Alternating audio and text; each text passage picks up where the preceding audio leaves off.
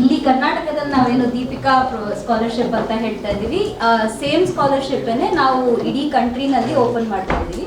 So ಈ ವರ್ಷಕ್ಕೆ Azim Premji scholarship 19 ರಾಜ್ಯಗಳು ಮತ್ತು 2 ಕೇಂದ್ರಾಡಳಿತ ಪ್ರದೇಶಗಳಲ್ಲಿ ಓಪನ್ ಇದೆ. ಸರ್ಕಾರಿ ಶಾಲೆಗಳಿಂದ ಪೂರ್ಣಗೊಳಿಸಿಕೊಂಡು ಯಾವುದೇ ಅಂಡರ್ ಗ್ರಾಜುಯೇಟ್ ಡಿಗ್ರಿ ಅಥವಾ ಡಿಪ್ಲೊಮಾದ ಮೊದಲನೇ ವರ್ಷದಲ್ಲಿ ಅಡ್ಮಿಷನ್ ತಗೊಂಡಿದ್ರೆ ಅವರು ಅಪ್ಲೈ ಮಾಡಬಹುದು ನಮ್ಮ ಸ್ಕಾಲರ್ಶಿಪ್. ಅದಾದ್ಮೇಲೆ ತುಂಬಾ ಸ್ಟೂಡೆಂಟ್ಸ್ ಅಕಸ್ಮಾತ್ ಆಗಿ ಡ್ರಾಪ್ ಔಟ್ ಆಗಿದ್ರೆ ಮುಂದೆ ಕಂಟಿನ್ಯೂ ಮಾಡಕ್ ಆಗೋದಿಲ್ಲ ಅಂತ ಹೇಳಿ ಅವ್ರಿನ್ನು ಯಾವ್ದು ಅಂಡರ್ ಗ್ರಾಜುಯೇಟ್ ಡಿಗ್ರಿ ಅಥವಾ ಡಿಪ್ಲೊಮಾ ಕಂಪ್ಲೀಟ್ ಮಾಡಿಲ್ಲ ಅಂದ್ರೆ ಅವರು ಮುಂಚೆ ಯಾವಾಗ್ಲಾದ್ರೂ 12ನೇ ತರಗತಿ ತನಕ ಸರ್ಕಾರಿ ಶಾಲೆಗಳಲ್ಲಿ ಕಂಪ್ಲೀಟ್ ಮಾಡಿದ್ರು ಕೂಡ ಡ್ರಾಪ್ ಔಟ್ ಆಗಿ ಗ್ಯಾಪ್ ಇಯರ್ ಇರುವಂತಹ ಸ್ಟೂಡೆಂಟ್ಸ್ ಕೂಡ ಮೊದಲನೇ ವರ್ಷದಲ್ಲಿ ಈ ವರ್ಷ ಅಂಡರ್ ಗ್ರಾಜುಯೇಟ್ ಡಿಗ್ರಿ ಅಥವಾ ಡಿಪ್ಲೊಮಾಗೆ ಅಡ್ಮಿಷನ್ ತಗೊಂಡಿದ್ರೆ ಅವರು ಕೂಡ ನಮ್ಮ ಸ್ಕಾಲರ್ಶಿಪ್ಗೆ ಅಪ್ಲೈ ಮಾಡಬಹುದು. ಸೊ ಮೆರಿಟ್ ಸೀಮಿತ ಇಲ್ಲ, ಕಾಸ್ಟ್ ಅಥವಾ ರಿಲಿಜನ್ ಅದ್ರ ಬೇಸಿಸ್ ಮೇಲೂ ಇಲ್ಲ, ಮತ್ತೆ ಡ್ರಾಪ್ ಔಟ್ ಇದ್ರೂ ಕೂಡ ಅಂತ ಸ್ಟೂಡೆಂಟ್ಸ್ ಕೂಡ ಅಪ್ಲೈ ಮಾಡಬಹುದು. ಫಸ್ಟ್ ಇಯರ್ ನಲ್ಲಿ ಇರಬೇಕು ಅವರು ಅಪ್ಲೈ ಮಾಡಬಹುದು. ಸೊ ನಿಯಮಿತ ವಿದ್ಯಾರ್ಥಿಯಾಗಿ ಸರ್ಕಾರಿ ಅಥವಾ ಪ್ರೈವೇಟ್ ಅಥವಾ ಏಡೆಡ್ ಯಾವುದೇ ತರಹದ ಕಾಲೇಜ್ ನಲ್ಲಿ ಅವರು ಅಡ್ಮಿಷನ್ ತಗೊಂಡಿರ್ಬೋದು ಅವರ ಅಂಡರ್ ಗ್ರಾಜುಯೇಟ್ ಡಿಗ್ರಿ ಅಥವಾ ಡಿಪ್ಲೊಮಾ. ಸೊ ಇದು ನಮ್ಮ ಅರ್ಹತೆ ಕ್ವಿಕ್ ಆಗಿ ಹೇಳಬೇಕು ಅಂದ್ರೆ. ಸೊ ಈ ಸ್ಕಾಲರ್ಶಿಪ್ ಕರ್ನಾಟಕದ ಜೊತೆಗೆ 19 ರಾಜ್ಯಗಳು ಮತ್ತು 2 ಕೇಂದ್ರಾಡಳಿತ ಪ್ರದೇಶಗಳಲ್ಲಿ ಓಪನ್ ಇದೆ ಅಂತ. ಸೊ ಆ ಪಟ್ಟಿನ ನಾವಿಲ್ಲಿ ನಿಮ್ಗೆ ಡಿಸ್ಪ್ಲೇ ಮಾಡಿದ್ದೀವಿ. ಲಾಸ್ಟ್ ಇಯರ್ ನಾವು ಈ ಸ್ಕಾಲರ್ಶಿಪ್ ನ ಮೊದಲನೇ ಸಲ ಕರ್ನಾಟಕದಲ್ಲಿ ಓಪನ್ ಮಾಡಿದ್ದು. ಲಾಸ್ಟ್ ಇಯರ್ ಓಪನ್ ಮಾಡಿದಾಗ ಆದ್ಮೇಲೆ ಇದುವರೆಗೆ 2025ನೇ ಬ್ಯಾಚ್ ನಲ್ಲಿ ಆಲ್ರೆಡಿ 14,000 ಸ್ಟೂಡೆಂಟ್ಸ್ ಗೆ ಈ ಸ್ಕಾಲರ್ಶಿಪ್ ತಲುಪಿದೆ. More than 14,000. ಇನ್ನು 6,000 ಸ್ಟೂಡೆಂಟ್ಸ್ ಗೆ ಈ ಒಂದು ತಿಂಗಳಲ್ಲಿ ಮತ್ತೆ ಇನ್ನು ಸ್ಕಾಲರ್ಶಿಪ್ ಅವರಿಗೆ ಕ್ರೆಡಿಟ್ ಆಗೋದಿದೆ. ಸೊ ಕರ್ನಾಟಕದಲ್ಲಿ ಅಂತ ನೋಡಿದ್ರೆ ಇನ್ನು 1 ಮಂತ್ ಅಷ್ಟೊತ್ತಿಗೆ 2025 ವರ್ಷಕ್ಕೆ ಓವರ್ 20,000 ಸ್ಟೂಡೆಂಟ್ಸ್ ಗೆ ಆಲ್ರೆಡಿ ಈ ಸ್ಕಾಲರ್ಶಿಪ್ ಸಿಕ್ಕಿದೆ.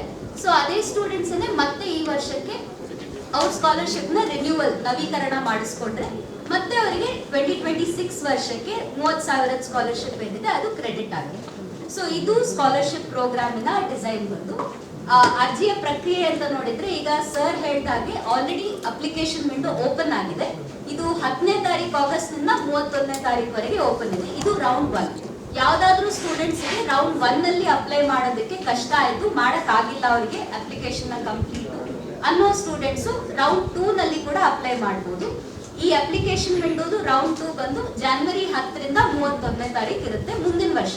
ಸೊ ಅದು ಕೂಡ 26-27 ಇದು ಅಪ್ಲಿಕೇಶನ್ ಇಯರ್ ಗೆನೆ. ಆದ್ರೆ ಮೊದಲನೇ ರೌಂಡ್ ನಾವು ಆಗಸ್ಟ್ ನಲ್ಲಿ ಮಾಡ್ತಾ ಇದೀವಿ, 2ನೇ ರೌಂಡ್ ನ ಜಾನ್ವರಿ ನಲ್ಲಿ ಮಾಡ್ತೀವಿ. ಸೊ ಎಲ್ಲಾ ಅಪ್ಲಿಕೇಶನ್ಸ್ ನ ಕೂಡ ಸ್ಟೂಡೆಂಟ್ಸ್ ಅಜೀಂ ಪ್ರೇಮ್ಜಿ ಸ್ಕಾಲರ್ಶಿಪ್ ನ ಪೋರ್ಟಲ್ ನ ಮೂಲಕ ಮಾತ್ರ ಅಪ್ಲೈ ಮಾಡಬಹುದು. ಇದೊಂದು ಪಾಯಿಂಟ್ ನ ಎಲ್ಲರೂ ಸ್ವಲ್ಪ ಸ್ಟ್ರೆಸ್ ಮಾಡಿದ್ರೆ ಹೆಲ್ಪ್ ಆಗುತ್ತೆ. ಸ್ಟೂಡೆಂಟ್ಸ್ ಗೆ ಸ್ವಲ್ಪ ಕನ್ಫ್ಯೂಷನ್ ಆಗ್ಬಹುದು, ಅಜೀಂ ಪ್ರೇಮ್ಜಿ ಸ್ಕಾಲರ್ಶಿಪ್ ಪೋರ್ಟಲ್ ನಲ್ಲಿ ಹೋಗಿ ಅಪ್ಲೈ ಮಾಡ್ಬೇಕಾ ಅಂತ.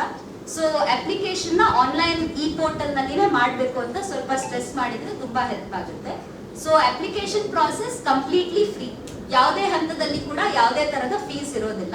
ಸೊ ಆನ್ಲೈನ್ ಅವರು ಯಾವ್ಯಾವ ಡಾಕ್ಯುಮೆಂಟ್ಸ್ ನ ಸಬ್ಮಿಟ್ ಮಾಡಬೇಕು ಅಂತ ಕೂಡ ನಾವು ಪಟ್ಟಿ ಮಾಡಿದೀವಿ. ತುಂಬಾ ಸಿಂಪಲ್ ಆಗಿರುವಂತ ಎಲ್ಲಾ ಸ್ಟೂಡೆಂಟ್ಸ್ ಹತ್ರನೂ ಇರುವಂತ ಡಾಕ್ಯುಮೆಂಟ್ಸ್ ನ ಅಷ್ಟೇ ನಾವು ಕೇಳ್ತಾ ಇದೀವಿ ಅವರಿಗೆ. ಅವರ ಪಾಸ್ಪೋರ್ಟ್ ಫೋಟೋ, ಆಧಾರ್ ಕಾರ್ಡ್, 10ನೇ ಮತ್ತೆ 12ನೇ ತರಗತಿಯ ಮೂಲ ಅವ್ರದ್ದು ಒರಿಜಿನಲ್ ಮಾರ್ಕ್ ಶೀಟ್ಸ್, ಆಮೇಲೆ ಅವ್ರದ್ದು ಬ್ಯಾಂಕ್ ಪ್ರೂಫ್ ಬಂದು ಹುಡುಗಿಯ ಹೆಸರಿನಲ್ಲಿನೇ ಇರಬೇಕು.